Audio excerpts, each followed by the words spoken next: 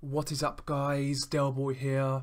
So Matchroom'S April the 20th card at the O2 Arena has been announced, and as far as I'm concerned, I think the card is fairly disappointing.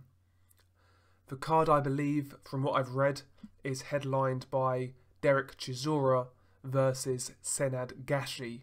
Now, as far as I'm concerned, this isn't a headline-worthy fight for the O2 Arena. It's not a headline-worthy fight for any Sky card, full stop. If Derek Chisora wanted a get-back fight, that's fair enough. After the knockout defeat to Dillian Whyte, I've got no issue with that at all. However, it shouldn't be headlining at the O2 Arena. It really shouldn't. And I'm just really disappointed in that headliner. Senad Gashi, when he stepped up, he's failed. He's had two step-up fights against Carlos Takam and Tom Schwartz. He got knocked out by Carlos Takam and he got disqualified against Tom Schwartz. So Gashi, you know, he's a fun fighter, but he's very limited. And you know, his resume is stacked with journeymen who he's beaten, but he's beaten nobody of any consequence. Chisora should win that fight with a bit in hand, to be completely honest. And I'm really disappointed in that fight as a headliner. I mean, they were talking about the possibility of Derek Chisora versus Joseph Parker. That would have been a tremendous fight for a regular Sky Sports card. I would have loved that, but we're left with Chisora versus Gashi. So yeah, I'm disappointed. On the co-main event, we have David Allen versus Lucas Browne. Now, don't get me wrong, I do have my issues with Dave Allen and Lucas Browne, especially Dave Allen. I mean, he doesn't always apply himself and he gets a lot of opportunities. However, you know, this fight could be fun. Both guys are limited, both guys have a lot of defensive flaws, both guys are vulnerable. I think that could be a fun fight. Lucas Browne, as we know, he can really punch. If there's anything Lucas Browne can do, he can punch. And Dave Allen also has some good power in those looping overhand shots. So, despite that fight being at a fairly low level, neither guy's going to go on to be like a heavyweight champion. That fight could still be fun though. So as a co-main event, which I believe is what that fight is, I've got no real problem with that fight. I think for a regular Sky Sports card, that's an acceptable co-main event. No real problem with that fight. We then move on to Joe Cordina versus Andy Townend. That is for the British lightweight title. That's an okay fight, to be fair. Joe Cordina should win. He should win with a bit in hand. But Andy Townend, he can punch. He's limited. He's defensively open. But Townend can punch. When Townend has stepped up against Rendell Monroe and Martin J. Ward, he has lost decisively, and he has been outboxed, but he can punch, like I said. So yeah, Cordina is a big favourite. You know, he's signed with Matchroom. He has that amateur background. He should win this fight. But you know, with Townend, you never quite know. You know, he could land that big shot. So it's not the best fight because Cordina is a big favourite, but at least Townend has that slight possibility of having that puncher's chance. So it's an okay fight, but again, it's not tremendous. This is a fight I'm really disappointed in. Josh Kelly versus Primislav Ranovsky. Ranovsky, I've checked his resume out. He's beaten absolutely nobody, and he's not a puncher. I'm really disappointed in this fight. As we know, Josh Kelly, I think back in December, he was supposed to fight David Avanesian. At the time, I felt that was a really good step up, but Josh Kelly pulled out of that fight due to an apparent illness. Now, there's been, you know, various rumours why he pulled out of that fight. Some people felt, you know, he was ill because he wasn't making the weight well, and other people said he just flat out ducked Avanesian. But, you know, to go from Avanesian to Ranovsky is really, really disappointing.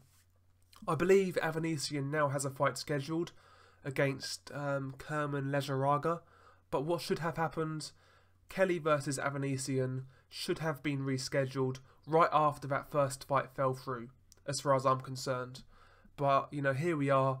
We're left with Josh Kelly fighting Ranovsky, a guy who's unproven, a guy who's beat nobody, a guy who can't punch. I'm really disappointed in that fight, to be quite honest. You know, not interested at all. And we also have Conor Benn versus the dreaded TBA. I don't expect Conor Benn to, you know, fight anybody any good, to be quite honest. So I'm not really expecting too much there. But all in all, I think this card is lackluster, to say the least. I mean, if Josh Kelly was in a good step-up fight along the levels of Avanesian, and we had Chisora versus Parker, it would have been a good, acceptable card. But, you know, we're left with Chisora versus Gashi, Kelly versus Ranovsky, Ben versus a TBA. I mean, to me it's poor, and surely we should be expecting more from Matchroom. Matchroom are the premier promoters in this country. They have the most resources, they have Sky Sports, they have the biggest stable. We should be expecting better. And bear in mind, at one point Eddie Hearn said he would aim to have every Matchroom show feature a world title fight. We've not got that.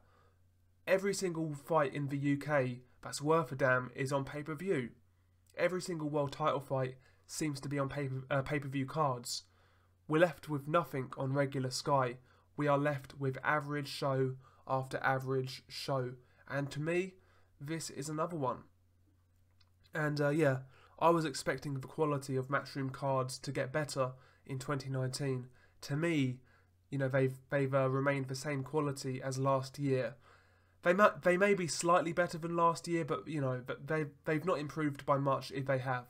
And I'm just fairly disappointed in this card, to be honest. It's a couple of fights short of being a good card. Like I said, if Chisora was fighting Parker and Kelly was fighting a good step-up fight, this card becomes really good.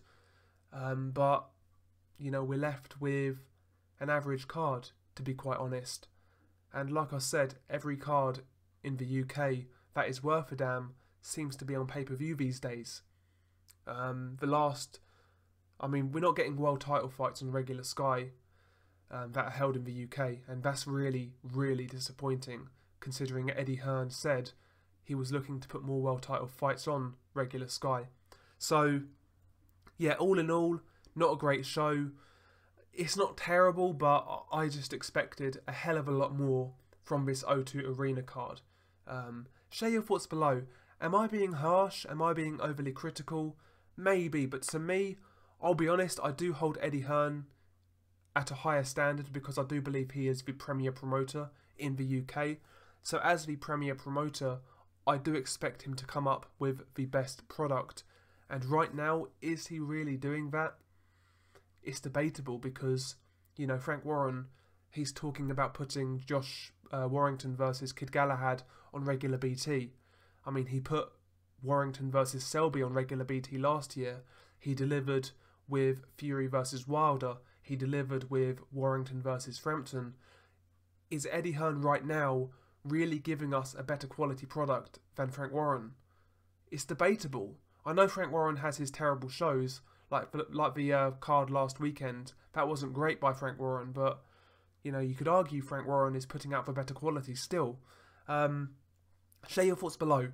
What do you think of this card? Peace.